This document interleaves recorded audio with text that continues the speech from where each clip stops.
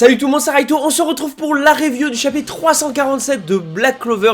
Un chapitre vraiment excellent, pas mal de choses qui s'y passent, des révélations, on va parler de tout ça. N'hésitez pas à liker un maximum la vidéo, à vous abonner pour qu'on atteigne ensemble les 100 000 abonnés. Puis si vous aimez Black Clover, vous allez aimer la chaîne. Et bien sûr, dites-moi en commentaire votre avis sur le chapitre, mettez également une note sur 10. Je vous dis c'est parti, let's go. On commence directement le chapitre avec le dragon à 5 têtes qui avait été coupé par justement les gardiens du pays du soleil levant, les 7 Ryuzen qui nous avaient fait une dinguerie. Chacun des Ryuzen présents, donc des 5 présents, avait coupé une tête du dragon. Et on va direct enchaîner avec Ichika qui ne veut pas utiliser la force d'Asta et qui veut utiliser sa propre force pour battre tout le monde.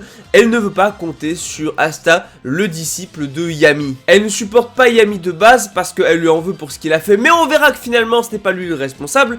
Et deuxième chose, elle ne supporte pas trop Asta non plus. En tout cas, Sister Evely qui va nous faire une dinguerie avec Hitz qui est du coup le gars qui utilise la glace, le paladin qui utilise la glace, qui était un ancien justement membre de l'organisation de Licht, ou plutôt de Patrie à l'époque, qui du coup est revenu en paladin, revenu à la vie. Et donc il va y avoir une combinaison de techniques juste incroyable avec Sister Evely qui déjà va se déplacer hyper rapidement à côté de Ichika de la même manière que Lucifer devant Asta. Vraiment, je vous montre les deux cases, c'est littéralement la même prestance. Et la combinaison de magie, on a Sister Evely qui va utiliser sa magie de téléportation, sa magie spatiale, et en même temps on va avoir du coup Hitz qui va utiliser sa magie de glace. Ce qui va donner une combinaison de la magie de glace et de la magie spatiale Infinite Glacier, le glacier infini. Donc en gros, elle a tout simplement téléporté une grosse attaque de glace juste à côté des Ryuzen qui se sont pris l'attaque de plein fouet. Et autant dire qu'ils ont pris sacrément cher, vraiment.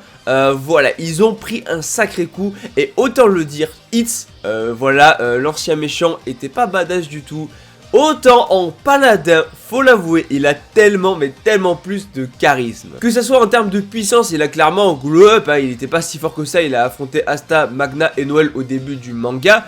Mais même au niveau de son design avec ses ailes tout en blanc et tout, sous forme paladin, franchement, voilà, le perso a eu un petit glow up. Bon, maintenant, pour montrer un petit peu toute l'étendue de la puissance des paladins, il faut aussi qu'on voit le dernier membre, à savoir Yurun.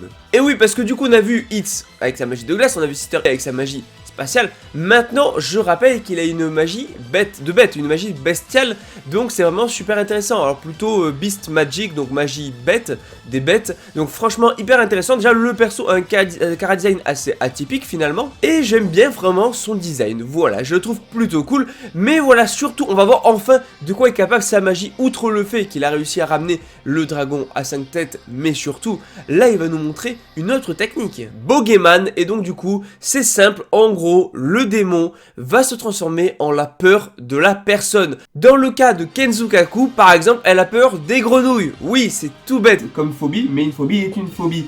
Donc du coup, elle va littéralement s'écrouler, elle ne supportera pas de voir une grenouille. Par contre, ça c'était pas le plus intéressant, mais ce qui est vraiment intéressant, c'est qu'on va avoir également la véritable peur de Ichika. Mais avant d'y revenir, je trouve ça hyper intéressant comme pouvoir que justement son démon, cette bête se transforme en fait en ce qu'il y a dans la mémoire des gens et ce qui leur fait peur en fait. Donc elle va cibler les gens, elle va cibler leur peur et elle va se transformer, devenir exactement leur peur. Et franchement, je trouve le pouvoir vachement cool. Mais attention, on va venir au plus gros du chapitre, des révélations de fou, tout simplement parce que on va avoir Bogeyman qui va se transformer et prendre l'apparence du père de Ichika et de Yami. Je sais que je dis toujours Yami, normalement c'est le clan Yami et en fait il s'appelle réellement Sukehiro, son prénom c'est Sukehiro, mais on est trop habitué à dire Yami. Quoi qu'il en soit, on a le père d'Ichika qui va débarquer, et donc du coup, oui, alors le père d'Ichika l'a tabassé quand elle était petite, voilà, il a abusé d'elle, il n'y a pas à mentir là-dessus. Du coup, c'est ça sa réelle peur, et là, on a le droit à quelque chose d'assez ouf, parce qu'on a des révélations. En fait, on a la mémoire de Ichika qui va se réveiller. C'est-à-dire qu'elle va commencer à se souvenir de ce qui s'est passé la fameuse nuit où justement Yami a été accusé d'avoir annihilé entièrement son clan. Première chose, on retrouve le père de Ichika qui est là et en fait qui en a marre de vivre comme ça, et il se demande quand est-ce que du coup la période de paix va se finir, quand est-ce que la guerre va revenir. Il veut redorer le blason de la fierté du clan Yami et est donc prêt à partir en baston, en guerre littéralement juste pour ça. Et c'est juste un fou malade. Déjà il a essayé d'enrôler Yami en mode voilà Yami, il est temps de prouver la puissance de notre clan. Deuxième chose, on apprend que dans la famille en fait ça se transfère de génération en génération.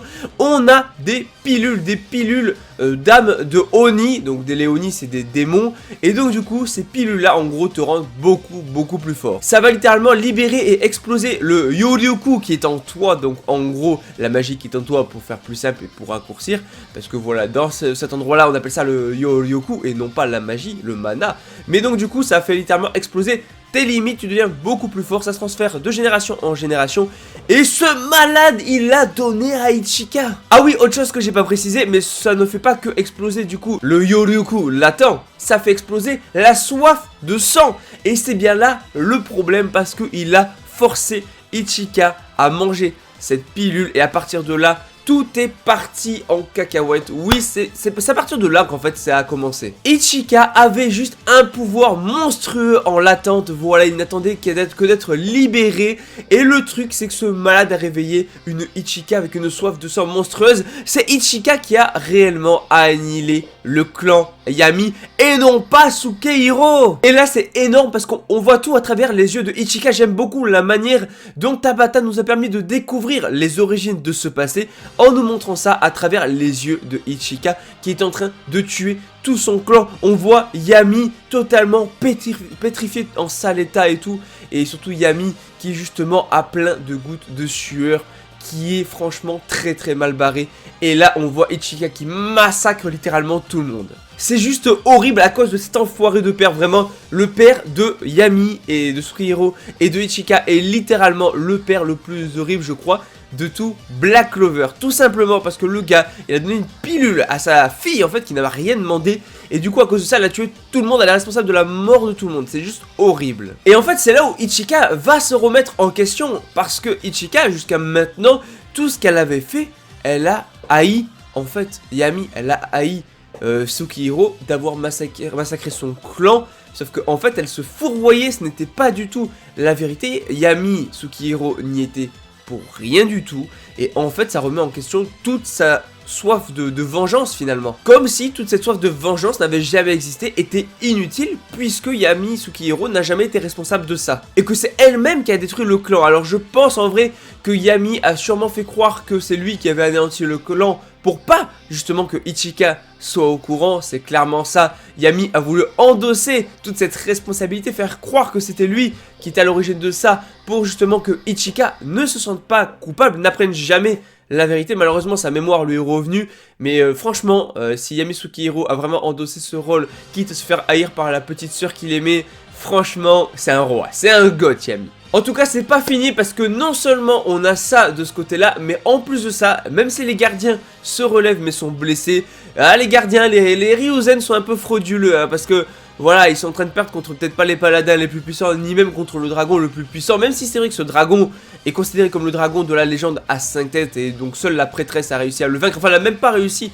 à le vaincre, elle l'a seulement scellé. Bah là, pour le moment, j'ai l'impression de voir vraiment les gardiens de Heart. C'est-à-dire qu'ils servent à rien, ils se font défoncer. Pas tous, bien sûr, il y a Ichika, etc. Bon, ils sont quand même mieux que les gardiens de Heart, parce que les gardiens de Heart, c'était des fraudes, À part Gaja, voilà. À part Gaja, c'était des fraudes. Alors que là, en vrai, on a quand même donc le Ryuzen le plus fort. J'espère qu'il va nous faire des dingueries. Il y a quand même Ichika. J'aime bien Kenzukaku qui est assez cool, qui est le maître de Ichika apparemment. Et même les autres, en vrai, ils se relèvent. Et ils ont un bon chara design. Même s'ils servent pas à grand chose, ils ont un bon chara design. Donc pour le moment, je mets quand même les 7 Ryuzen au-dessus des gardiens de Heart qui étaient vraiment frauduleux. Bref, en tout cas, le dragon à 5 têtes est soigné et il se relève. Alors, il a que 5 têtes. Je pensais qu'il se relèverait avec 6 têtes, comme une hydre finalement. Parce qu'à chaque fois qu'on lui coupe une tête, il y a une tête qui repousse, mais pas du tout. Donc effectivement, il est de retour. Donc là, franchement, tu sens le désespoir sur la tête des Ryuzen. Maintenant, encore une fois, vu que on va avoir Asta qui va débarquer à la fin du chapitre, je vais en parler. Peut-être que on va avoir donc les deux Ryuzen qui étaient avec Asta qui vont débarquer pour aider ceux-là. On va avoir le plus fort des 7 Ryuzen et donc Lot qui est sûrement le second plus fort, peut-être, je ne sais pas. En tout cas, qui peut surtout soigner les gens, parce que voilà, s'il débarque sur le terrain, il va pouvoir revigorer un petit peu tout le monde et le combat va pouvoir reprendre de plus belle. Donc il serait temps qu'ils arrivent sur le terrain. Mais si Asta arrive, logiquement eux aussi ils arrivent. Et là le truc c'est qu'on a Ichika qui n'arrive plus à bouger, qui n'arrive plus à bouger au niveau de son corps ni même de son esprit. Elle est vraiment désespérée devant la situation normale. Elle vient d'apprendre qu'elle est responsable de la mort de tout son clan et qu'en plus de ça, elle a haï quelqu'un qui n'avait rien fait et qui était juste son frère adoré. Et franchement, c'est énorme parce qu'au moment où du coup Boogeyman est attaqué sous la forme du père de Ichika, ben on a donc du coup le droit à un parallèle juste monstrueux. Parce que on va avoir du coup un parallèle avec Yami qui à l'époque s'était interposé pour protéger Ichika de son père. Et cette fois, celui qui va protéger Ichika de son père n'est autre que Asta, le disciple de Yami. Franchement, c'est juste excellent. Le parallèle de Zinzin, elle est en mode Oni-chan, mais non, c'est bel et bien Asta qui est là pour la protéger. Je valide le parallèle Asta-Yami, il est juste excellent. Vraiment, je surkiffe le chapitre. Et donc Asta qui débarque en mode qu'est-ce que tu es en train de faire à mon bienfaiteur, en gros à la personne qui m'a sauvé, etc. Franchement, c'est ultra validé, ce chapitre est ultra complet, il se passe beaucoup de choses que j'adore. Vraiment, le chapitre il est peut-être court, il n'y a que 15-16 pages, mais il envoie du lourd. En tout cas, dis-moi en commentaire ce que vous pensez du chapitre, n'hésitez pas à liker un maximum la vidéo pour me soutenir, abonnez-vous, on vise ensemble les 5000 abonnés, voilà, venez rejoindre l'aventure. Ici on est des fans de Black Clover, n'hésitez pas à commenter, à me dire en commentaire votre avis sur le chapitre. Mettez une note sur 10, voilà pour savoir ce que vous en pensez. Faites vos théories, allez-y, let's go en commentaire, c'est maintenant. Bref, je vous dis à la prochaine, allez, ciao tout le monde.